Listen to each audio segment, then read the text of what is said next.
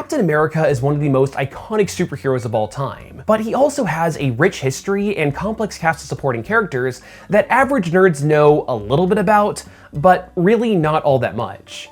As I started making a bunch of Captain America videos, I really fell in love with this corner of the Marvel Universe that I never actually paid attention to. And one of the most interesting aspects of it are all the various people that have been Captain America over the years, and the reasons both in-universe and behind the scenes as to why. Now, even though I'm the guy that makes what I consider to be some of the most thorough and comprehensive comic book content on the internet, I thought this was going to be a really quick and easy video to make and research. It was not.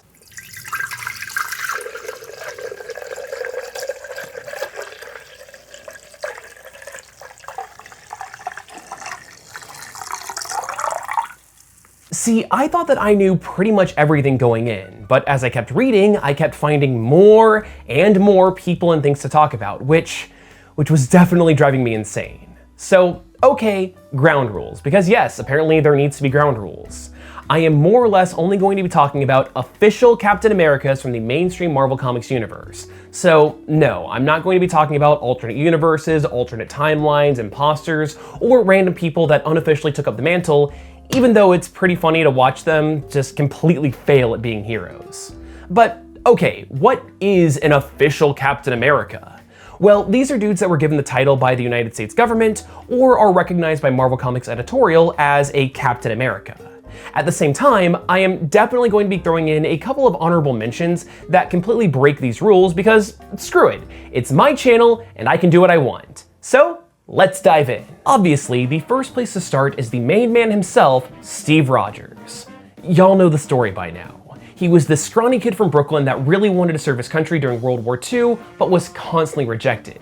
Then he was used as a test subject in the mysterious Project Rebirth, where through a combination of a special serum and Vita rays, Steve was transformed into a super soldier.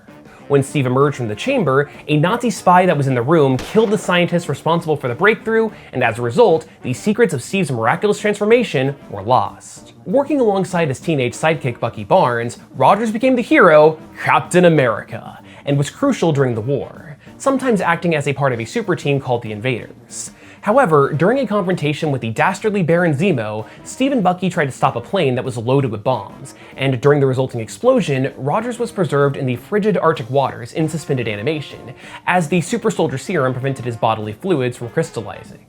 Decades later, Steve's body was found and thawed out, allowing him to fight crime as a superhero in the modern era. Now, even though the position of Captain America was created during World War II, there was also another Captain America during the Revolutionary War, and he was an ancestor to Steve Rogers, named Steven Rogers, because comics.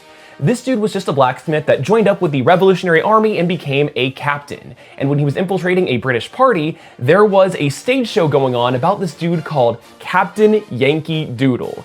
It was meant to just make fun of the Americans. However, Steven decided to beat that guy up, take his costume, and then fight as Captain America. Now, this is at least a little bit confusing because we know for a fact that the Steve Rogers of the modern era is explicitly the son of Irish immigrants. But also in recent comics, the old Steve Rogers from the Revolutionary War was killed during that. So the only logical explanation is that, like, his kids then moved to Ireland, set up a family, and then they all moved back to America decades later. I don't know, but you know, it's still at least an interesting little side story. In the Falcon and Winter Soldier series on Disney+, we got to see a super soldier named Isaiah Bradley. But what they didn't mention is that in the comics, he was more than just a strong dude. Isaiah Bradley was the original Captain America, having been a government experiment to work out the kinks in the super soldier serum before it was administered to Steve Rogers. This is a fascinating bit of Captain America lore that I really like, so let's go ahead and dive in. Isaiah Bradley made his first appearance in Truth, Red, White, and Black #1 in 2003, and was created by Robert Morales and Kyle Baker. The Truth miniseries came about from an offhand remark from publisher Bill Jemas, suggesting that there should be a black Captain America that was used as a guinea pig by the United States government before the serum was perfected. While Jemas never intended to follow up on this idea, editor Axel Alonso loved it and pushed forward, tapping Robert Morales to write the miniseries. Morales did a lot of research to try and make this a serious book, deciding to take inspiration from the infamous Tuskegee syphilis experiment. For those that aren't already in the know, this is a little gruesome. Okay, so over the course of over 40 years, the Tuskegee Institute experimented on over 600 black men under the guise of free healthcare.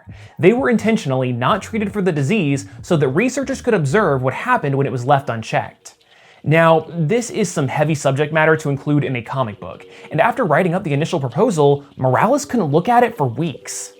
Originally, Truth wasn't planned to be included in the official Marvel Comics continuity, but it was rolled into it later on.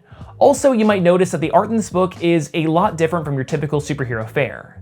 Well, that's because that was intentionally done to appeal to outside audiences of hip-hop fans.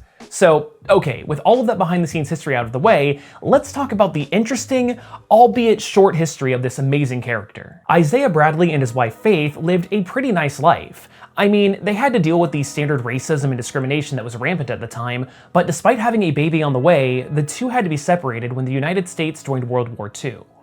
With segregation being standard practice, Bradley was placed inside of an all-black battalion, which was always seen as lesser in the eyes of the military, getting less favorable equipment and lodging. But that was pretty minor stuff compared to what would happen next. A higher up in the military came to camp with an order to shut it down, kill everyone in charge, and wipe the battalion off the records. The soldiers were rounded up, shipped off to laboratories, and declared as dead. These men were used as test subjects to create the perfect super soldier. What, you thought that they lucked out and made a fully formed Captain America on the first try? No. There was a lot of experimentation done, with countless men perishing in really gruesome ways, and the few that did survive couldn't last long, and they died shortly thereafter.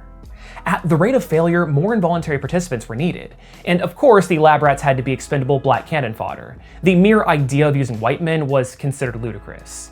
In the end, Isaiah and 4 other soldiers made it through the treatment in perfect form, and at long last, the United States had cracked the secret to creating super soldiers. Now all that was left was to see how they performed in the field. But on the way to their first assignment, a member of the unit came down with a serious illness and died in transit. In spite of their loss, this first mission was a rousing success. Hi, Drake from the future here. I don't know why I said that this mission was a rousing success when one of these super soldiers was killed by a grenade here. I guess I just forgot to write that in the script. Okay, back to the video. And the unit was able to get their hands on their prize. Medical supplies that would prevent Nazi soldiers from tending to their wounds like normal people.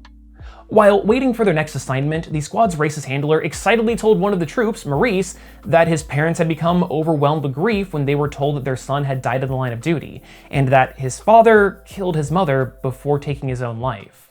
This heartbreaking news sent Maurice into a rampage, and he nearly killed their handler. But blinded by his rage, Maurice fought back against Isaiah and fellow soldier Luke, who were trying to hold him back. Maurice threw Isaiah off a cliff and smashed Luke's head in, ultimately meeting his own end when he was shot by their handler. Now, after the serum was refined, Steve Rogers went through the Super Soldier program, and the United States government was excited to show him off as the face of patriotism, releasing a comic book series as propaganda before he was put out into the field. And fun fact, this is the original Captain America comics put in universe. Steve was meant to lead the trio of black soldiers as Captain America, but due to his flight being delayed and the incident with Maurice, their first operation was in complete disarray.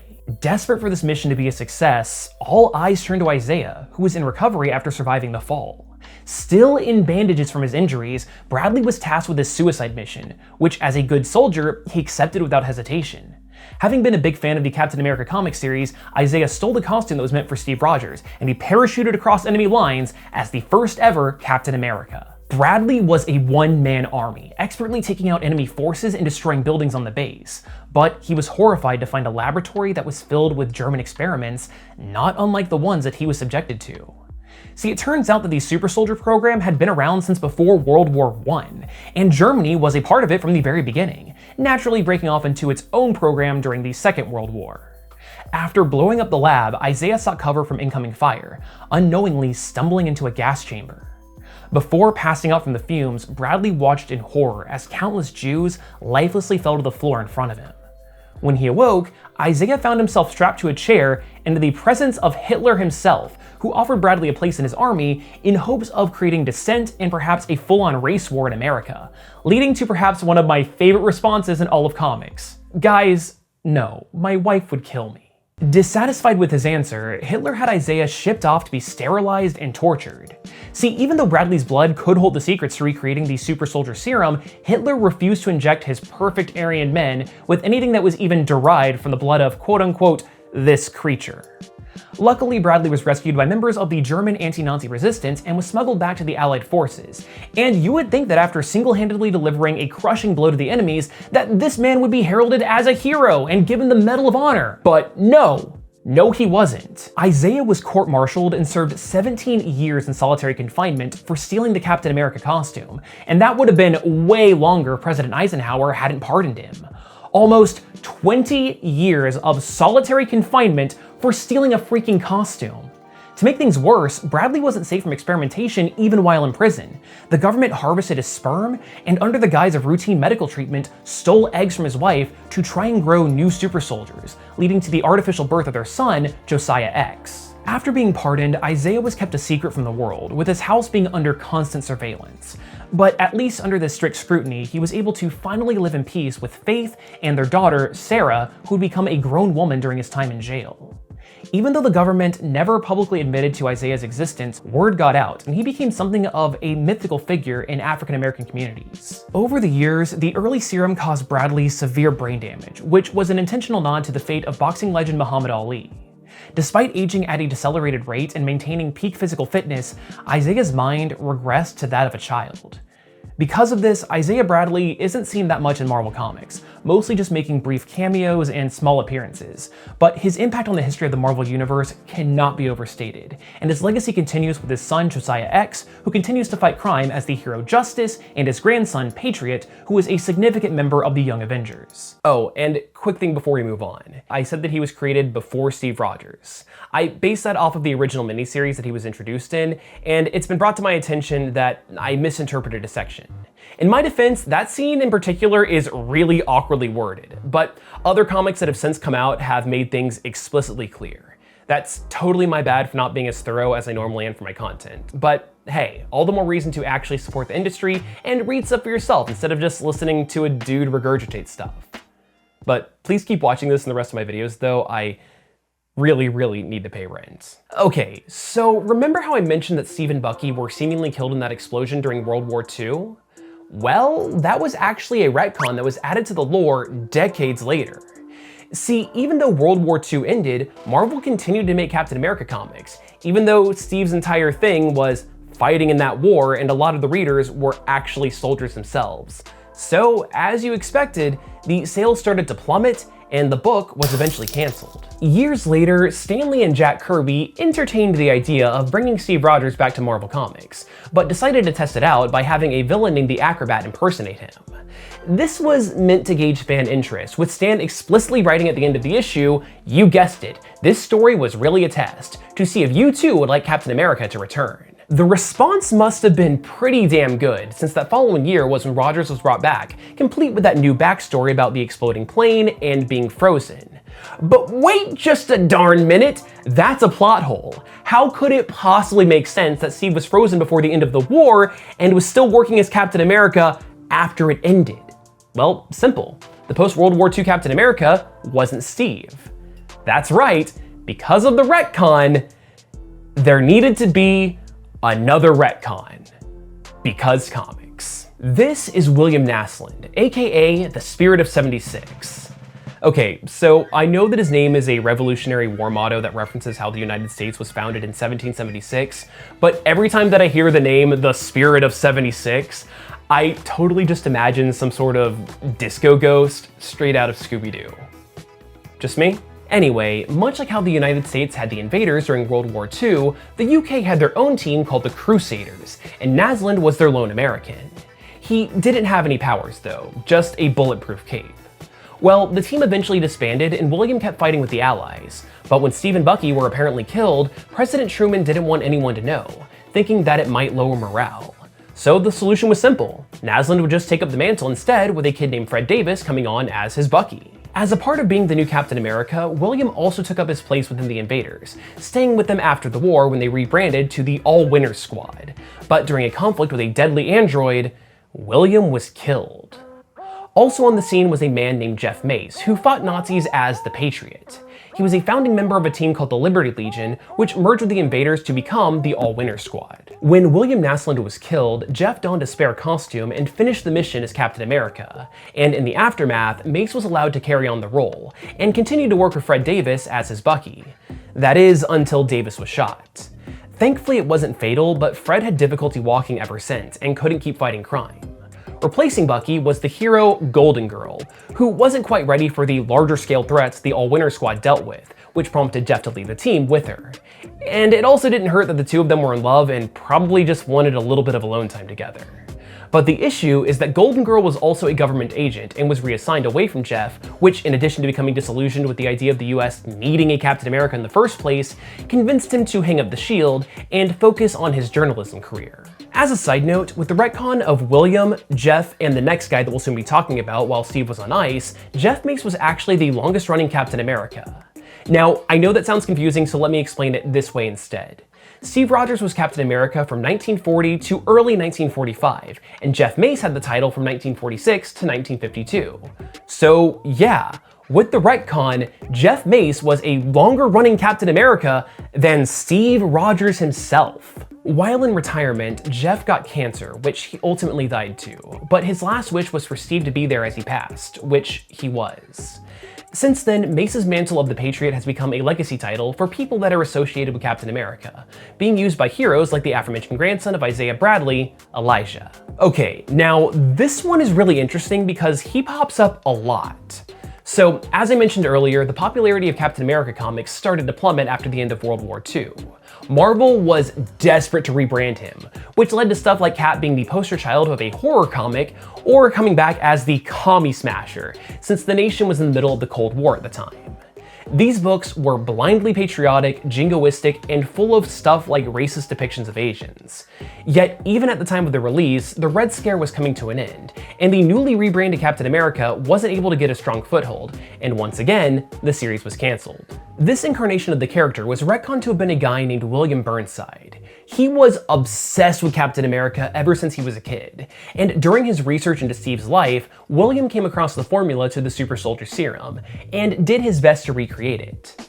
Burnside brought his discovery to the United States government, but kept the secrets of the serum to himself, demanding that if there was going to be a new Captain America, it was going to be him. In addition to that, William wanted the nation to think that Steve had never died, despite there having already been people that replaced him. Regardless, Burnside changed his name to Steve Rogers, got plastic surgery to look like Steve, and even had his vocal cords rebuilt so that he could sound the part. All that was left was to inject himself with his homemade concoction, and then BAM! William became the new Captain America. Initially, Burnside was going to fight in the Korean War, but the United States pulled out right before he could join. So instead of carrying on as a member of the military, William turned to teaching. And it was here that he formed a connection with one of his students, Jack Monroe, who was also obsessed with Captain America. Burnside eventually told Jack about his history, and he encouraged him to follow through on becoming Captain America, going so far as to actually make them Cap and Bucky costumes. William took it a step further though and injected Monroe with his recreated super soldier serum, allowing them to have the strength that they needed to fight communists within the States. However, the serum wasn't perfect, and without the Vita rays from Project Rebirth, it caused Jack and William severe schizophrenia. The two of them started seeing everyone around them as threats to America's safety, assuming that lots of them were communists and attacking people of color. When things got out of hand, William and Jack were apprehended by the government and put in suspended animation while scientists look for a cure. Decades later, they were woken up by a disgruntled government employee and were sicked on Steve, who took them down. Instead of going back on ice though, William was sent to a mental institution where he was manipulated by the villainous Dr. Faustus, who brainwashed Burnside into becoming the grand director of a hate group called the National Force. Once again, William was defeated by Captain America, which, thank God, because he became an actual Nazi during that. But this time, he activated a suicide button in his costume, which erupted into flames, seemingly killing him. But of course this is comic books that we're talking about, so this wouldn't be the end of Burnside. See, what had actually happened is that Faustus was able to save William and keep him in suspended animation, pulling him out to be used against Bucky Barnes, who had taken up the mantle of Captain America, which we will be talking about later on in this video. Newly thawed and rebrainwashed, Burnside became Captain America once again, with the goal of reverting the nation back to his 1950s ideals by uniting the country's anti-government militias and trying to start a full-on revolution. In the end, William was shot and killed by Bucky, but by knowing his history as the explicitly evil and racist Captain America, I wouldn't be surprised if he managed to survive and pops up again later on down the road. So in the 70s, a Hydra splinter group called the Secret Empire infiltrated the US government at a very high level. Like, their leader was originally planned to be and then was just heavily implied to be President Richard Nixon. As a result, Steve became disillusioned with what the United States had become and decided to quit as Captain America to instead become a nomad, the man without a country. In the meantime, random folks tried to take up the mantle, and like I said at the top of the video, they sucked at it really bad. Well, a kid named Roscoe Simons wanted to take a crack at it as well, but unlike the rest of them, he was a natural. Roscoe even got the blessing from Steve's longtime partner, Falcon, who offered to take Simons under his wing to teach him the ropes. But this was more just to show him how dangerous the superhero lifestyle was and to encourage him to quit, which he totally should have done. Yeah, looking to get revenge on his nemesis, the Red Skull killed Roscoe, which prompted Steve to drop the Nomad identity and come back as Captain America. I should mention that this entire storyline about Steve's retirement and becoming Nomad only lasted 7 issues, with Roscoe only being Cap for 2 of them. Normally I wouldn't count such a short, unofficial stint, but apparently it was significant enough in Marvel's eyes to include Roscoe on this official list of Captain Americas, so yeah, that made Roscoe important enough to include in this video. With his appearance in the Falcon and Winter Soldier series on Disney+, lots of people are wanting to know what the deal is with U.S.Agent. In my opinion, this dude is actually a really fascinating character. So, let's break him down. U.S.Agent made his first appearance in Captain America number 323 in 1986, and was created by Mark Grunwald and Paul Neary. At the time, the Captain America comic really wasn't selling well. In this era of edgy characters like Rambo, the Punisher, and Wolverine, lots of comic fans thought that Steve Rogers was too much of a boring Boy Scout. So in response, Grunwald basically said, "You want Cap to be Rambo? Fine, but we're doing it my way." John Walker was created to be the anti-Steve Rogers, and since Steve had abandoned the Captain America mantle in the past when he disagreed with the government, Grunwald wanted him to do it again. But this time, he would be replaced by a new, blindly patriotic character to show just how dangerous that mindset can be. But hey, that's his behind-the-scenes history. What about his in-universe history? John Walker is from a military family. His brother Mike was a soldier and died in the line of duty, though we later found out that he had actually killed himself. Worried that she might lose another son, John's mother begged him not to enlist. But to John, there was no greater honor than serving his country. In basic training, Walker met 2 folks that are going to be making appearances later in this video. Lamar Hoskins, who would go on to become John's lifelong friend, and the love of his life until it blew up in a spectacular fashion, Callie Veers. Upon returning home from their tour, John and Lamar were approached by a representative of the Power Broker, a shady dude that would give them augmented strength. With their new powers, Walker and Hoskins decided to make a name for themselves in the superhuman wrestling circuit. But John was approached by a sleazy agent that convinced him that he could become the new face of US patriotism instead of Captain America. And thus, Walker became the quote-unquote hero super patriot. But he would only stop crimes if they were noteworthy enough to be covered by the press. To help facilitate this, John and his manager hired a team of goons to commit hate crimes while dressed as Captain America fans. This would help tarnish Steve's reputation and also make Walker look better in the process. Also, I don't have a great place to put this tidbit in the script, but I just wanted to point out that Super Patriot uses an energy sword that is modeled after the Statue of Liberty's torch. I just thought that was neat. While Walker was off doing his own thing, Steve Rogers was not having a great time. See, the government wanted direct control over his actions, and Steve was not about that. As a result, Rogers abandoned the Shield, and the government used that as an opportunity to replace him. Blindly loyal and easily manipulated, John was the perfect candidate to take up the mantle, allowing him to finally get his wish and become the nation's symbol. While Walker became the new Captain America, Lamar was hired to be his sidekick, Bucky. The 2 of them also led the Freedom Force, a group of ex-criminals that were made into special forces, kind of like the Suicide Squad over at DC Comics. In addition to that, the government enlisted the help of convicted supervillain Taskmaster to put his trademark photographic reflexes to work and teach John Steve's moves. With all this training, Walker actually made for a pretty competent Captain America, but don't count Steve Rogers out. Even though he was no longer Captain America, he still got his hands on this red, white, and black costume, along with a shield made out of pure vibranium, and he now simply went by the Captain. It's a move that was done out of pure spite, and I love it. From here, the Captain America series was kind of divided in two, bouncing back and forth between the adventures of the warring captains. Unfortunately for John, though, he and Lamar were getting tossed around by the government, and they were starting to really resent their new job. It also didn't help that Walker, isn't the most stable guy on the planet and accidentally killed a guy. On top of that, Lamar came to discover that Buck is an offensive turn to black men and adopted the new persona of Battlestar. As a quick behind the scenes, this all happened because Mark Gruenwald didn't realize that Buck was a racist term, but he swiftly got plenty of fan letters to educate him. Honestly though, I think it was a good move overall, and I really dig the Battlestar costume. But man, the duo was not able to catch a break. Some of the goons that Walker had hired during his Super Patriot days went deeper into crime, trying to lash back at him. They even outed John's identity on live TV, making his family prime targets for domestic terrorists. A heavily armed hate group tried to hang Walker and even went so far as to kill his parents right in front of him, causing John to break out into a violent rage, break free from his bonds, and slaughter a lot of them. On top of that, he tracked down the old hired guns that outed his identity and murdered them in fiery vengeance. Needless to say, this killing spree resulted in him being fired as Captain America, but get this.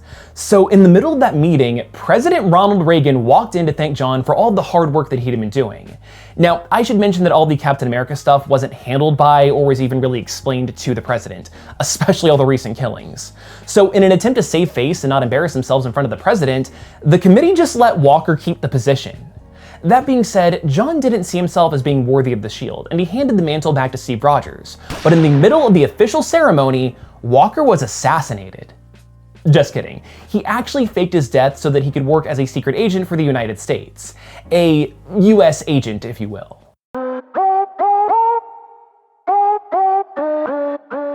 In order to have better control over Walker and not have him linked to his past life, the government put him through plastic surgery, had his memories altered, and gave him the new identity of Jack Daniels. So, wait a second, he went from being named after one whiskey to another? That cannot be a coincidence. The rest of this video is going to be a lot of fun. So you might have noticed that as U.S. Agent, Walker, or Daniels, is sporting the black outfit and shield that Steve used as the Captain. Straight up, I'll be real. Even though I read through a ton of comics as research for this video, I couldn't find an official explanation for how he or the government got their hands on Steve's old gear. And all the official guides and handbooks that I read also didn't mention it. So if you know, then please politely tell me about it down there in the comments below. Anyway, U.S. Agent's first assignment was being made the leader of the West Coast Avengers, which naturally put him in conflict with its then current leader, Hawkeye.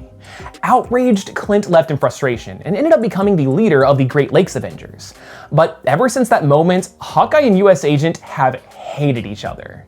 But if I'm going to be honest, even though U.S. Agent was a prominent member of the team, he really didn't do much in the West Coast Avengers, mostly just existing to be the straight-laced, hard-ass leader and cause conflict as he butted heads with his teammates.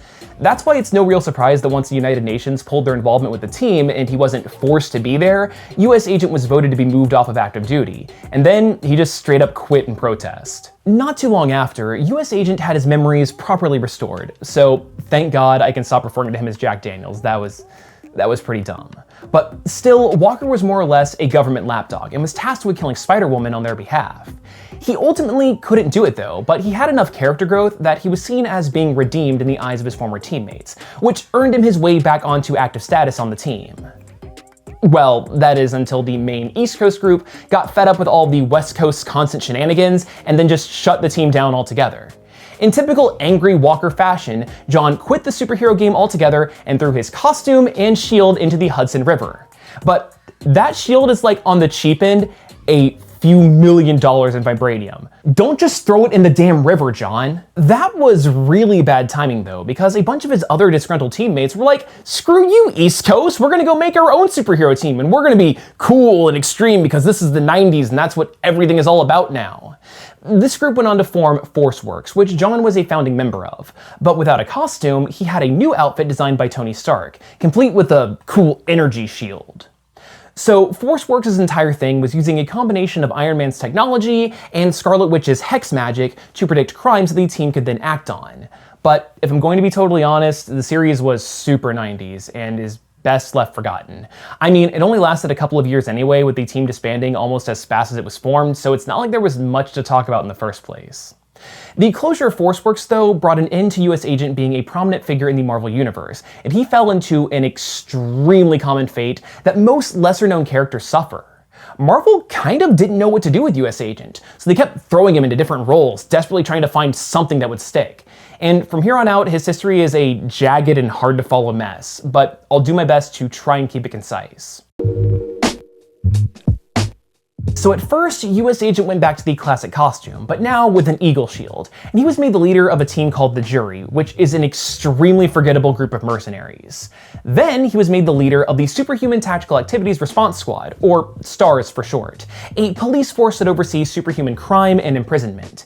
He also got this new Judge Dredd style costume with a shield that's half metal, half energy, so it's a good compromise. And he also got this new lightsaber in the form of this energy baton that also had this scene that's like straight out of the Phantom Menace. Walker's ex-girlfriend, Callie Veers, was put onto STARS in a leadership position, but in all actuality, she was working as an undercover triple agent, working for S.H.I.E.L.D. in order to uncover a conspiracy where the power broker, the dude that gave John his powers all those years ago, was using mind control bugs to take over STARS and members of the United States Senate.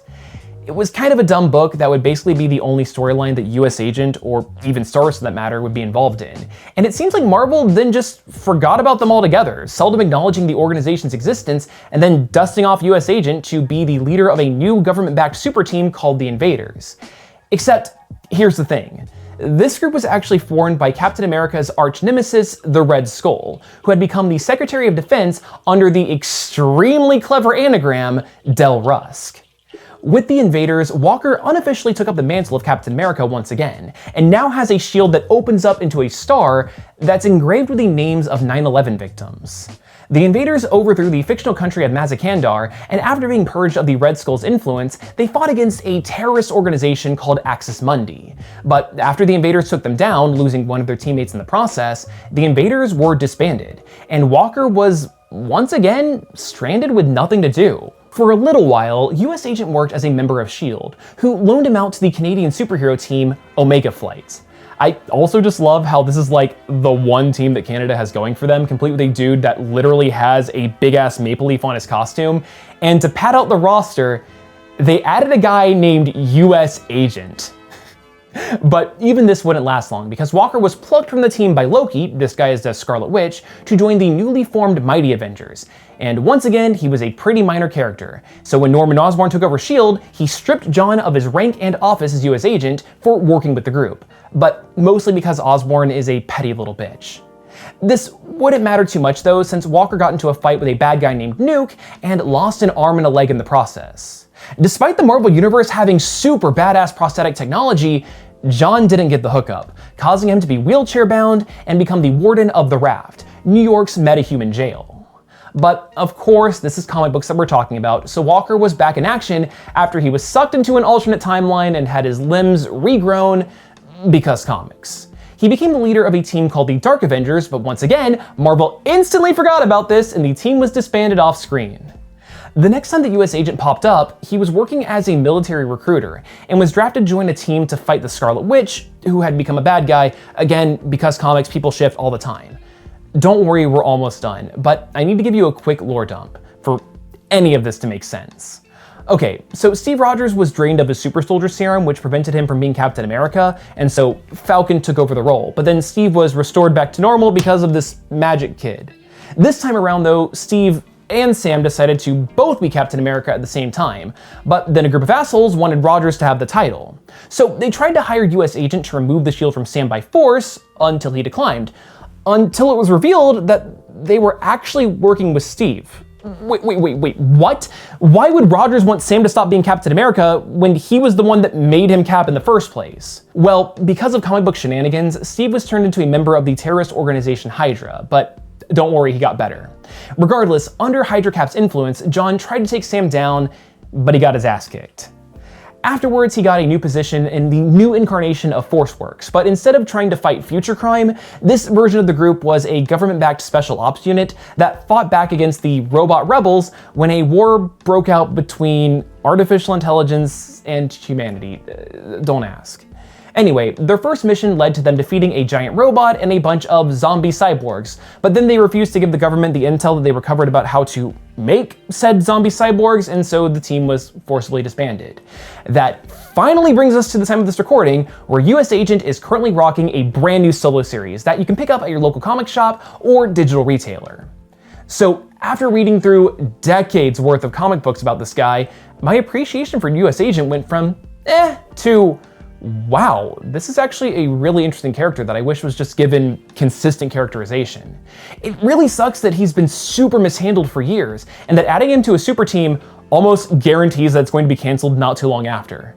But if you get the chance, then I highly recommend reading about him for yourself, especially that original storyline where he becomes Captain America. Fast forwarding many years, Hawkeye was killed on an alien spaceship that was both summoned and blown up by the Scarlet Witch when she was having a mental breakdown. But because of further reality warping shenanigans that I absolutely do not have time to explain in this video, he was brought back to life.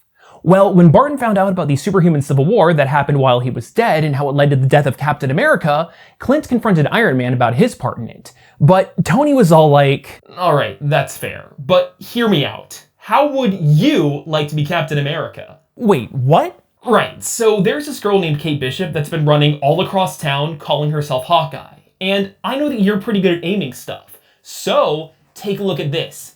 I found it on Steve's dead body. You want to throw it around? Dude, no. Come on. I said no. Come on, you can even wear the costume.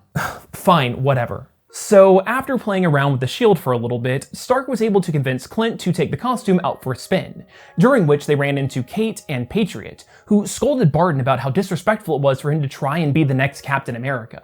This, combined with seeing how harsh Tony was on these unregistered teen heroes, was enough for Barton to pass up on this once-in-a-lifetime opportunity. But as an additional screw you to Tony Stark, Barton joined the New Avengers, a rebel group of unregistered heroes, but he was adamant about not being Hawkeye anymore. So he took up the mantle of Ronin, an identity left behind by Echo. Around the same time though, the National Force popped back up once again, and its leader decided to co-opt the iconography of Captain America in order to promote their racist agenda. Now, one thing that you should know about the Punisher is that he is a total Captain America fanboy.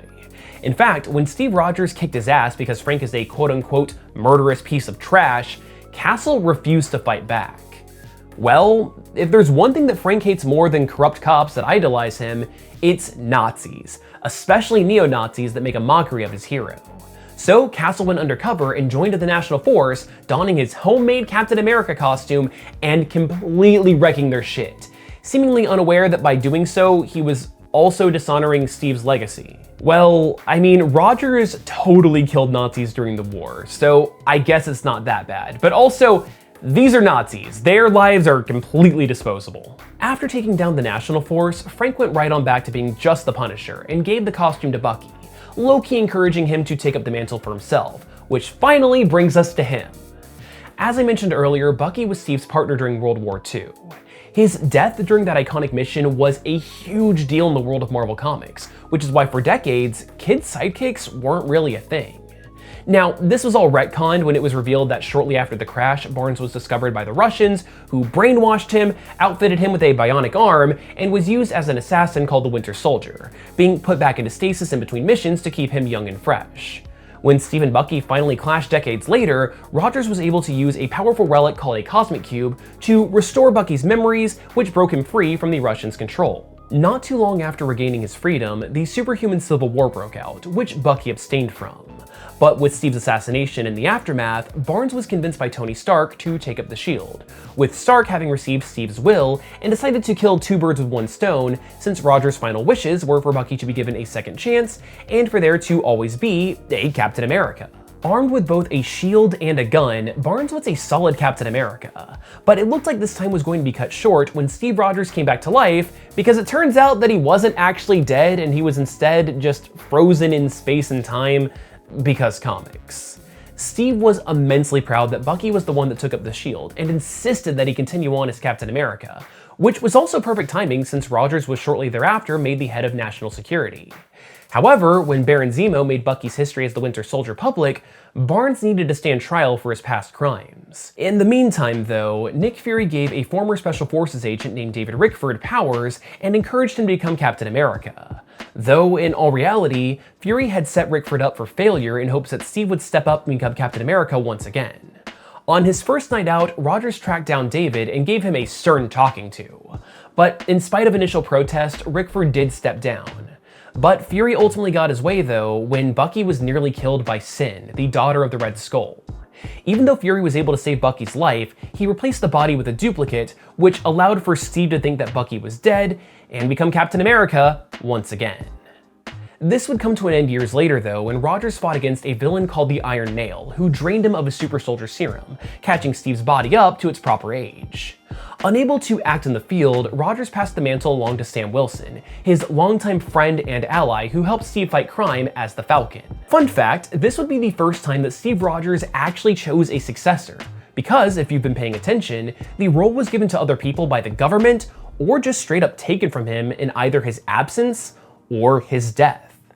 Despite being a long-running and well-developed character, Sam Wilson was a controversial Captain America, mostly from people who don't actually read comic books. But this was also reflected in the comics themselves, as Sam was met with skepticism for being a black man, he was seen as a communist for setting up a hotline in an attempt to work more closely with the average American, even though Steve Rogers also did that, and because Wilson pulled away from S.H.I.E.L.D. after he publicly opposed putting a hacker whistleblower on trial. Sam was frequently met with "Not my Captain America" and the social media campaign of #GiveBackTheShield, with it only getting worse when Steve Rogers was restored back to normal by a sentient cosmic cube.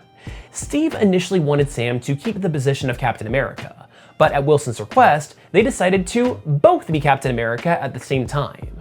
However, after Sam's friend and fellow superhero Rage was unjustly incarcerated and nearly beaten to death in prison, Sam needed to put the costume aside and take a little bit of time in nature away from all the noise in order to think. When he came back to town though, Sam discovered that the United States had been taken over by Hydra with Steve Rogers as its supreme commander. Okay, so remember that sentient cosmic cube that restored Steve back to 100%? Yeah, well, she was manipulated by the Red Skull into rewriting all of reality so that Rogers was actually a Hydra sleeper agent this entire time, and amassed the power to take over the country. In this new world order, Sam worked as a smuggler, helping prosecuted folks escape from Hydra. But outside of this, he had no desire to join the Resistance, nor take up the Captain America identity once again. That is until he got a pep talk by this kid going by Patriot. Oh, and that is not the same Patriot that I mentioned earlier who was the grandson of Isaiah Bradley. This kid is someone completely different. Anyway, the real Steve still existed within the Cosmic Cube, who was horrified with all of the chaos that resulted from her changing Steve into a Hydra agent. But thanks to a heroic speech from Rogers, the Cube brought the real Steve back, now physically existing as a separate entity from his Hydra counterpart, whose ass he thoroughly kicked. With the day saved, Sam decided to go back to his identity as the Falcon and cleared the way so that Steve Rogers could earn back the trust of the world as the one and only Captain America. And that is it. Every single Captain America ever.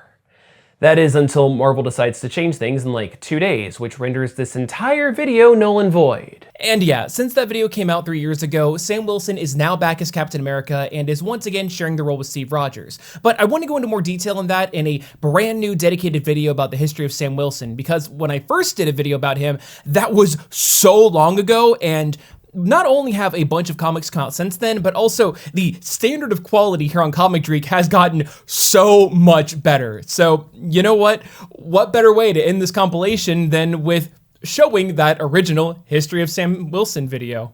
Enjoy.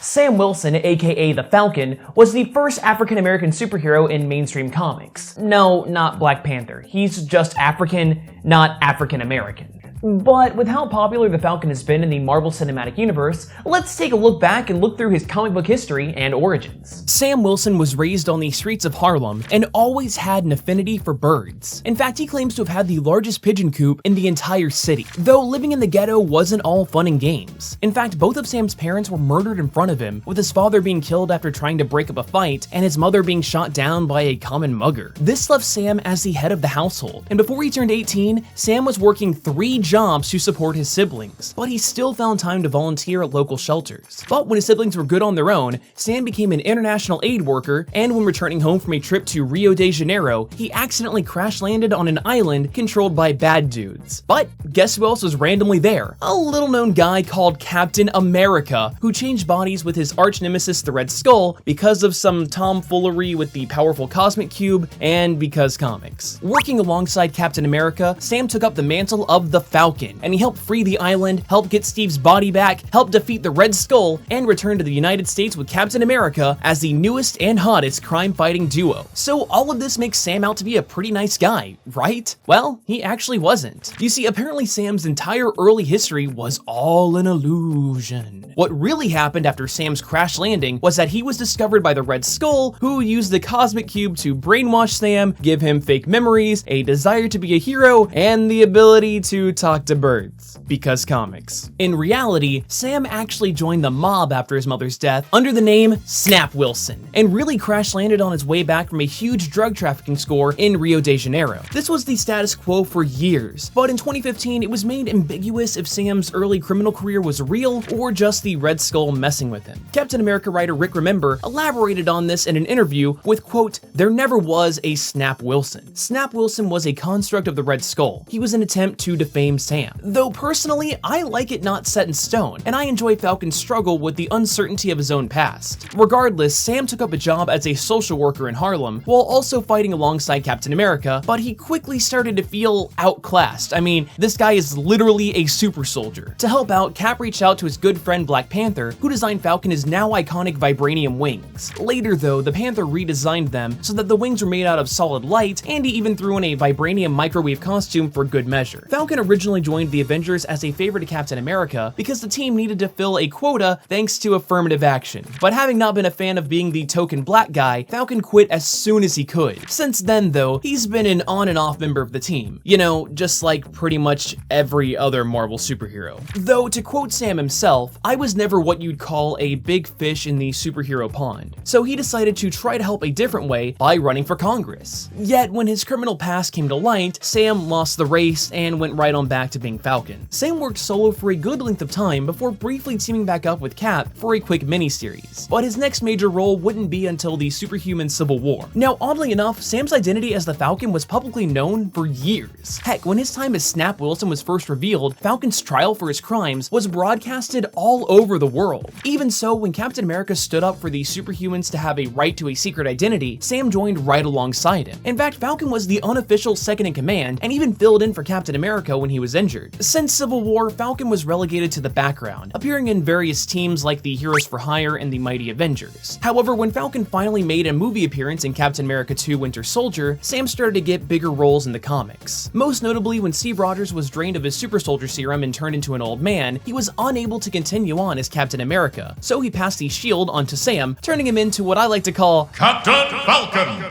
As the new Captain America, Sam was a prominent member of the Avengers and was affected in the Axis event, where the bad guys became good and the good guys became bad. The inverted Captain America was heartless and brutally took down even the pettiest of criminals. He even worked with his fellow inverted Avengers to try and kill the X-Men and shut down the Mighty Avengers. Though after being turned back to normal, Captain Falcon pulled himself away from S.H.I.E.L.D. after he publicly opposed putting a whistleblower on trial. Instead of taking S.H.I.E.L.D.'s backing, Sam went solo and had misadventures, such as getting turned into a wolf and recruiting his own Falcon sidekick, but instead of having artificial wings, this kid was literally part Falcon. Yet despite being busy with his solo career, Sam still finds time to lead the Avengers, and he's in a pseudo-relationship with the current Thor, Jane Foster. And that, ladies and gentlemen, brings us to the time of this recording. But if you'd like to read more of Sam Wilson's adventures, then I'd recommend checking out Captain America and the Falcon, All New Captain America, and All New All Different Avengers. And if you want to learn more about one of Captain Falcon's teammates on the Avengers,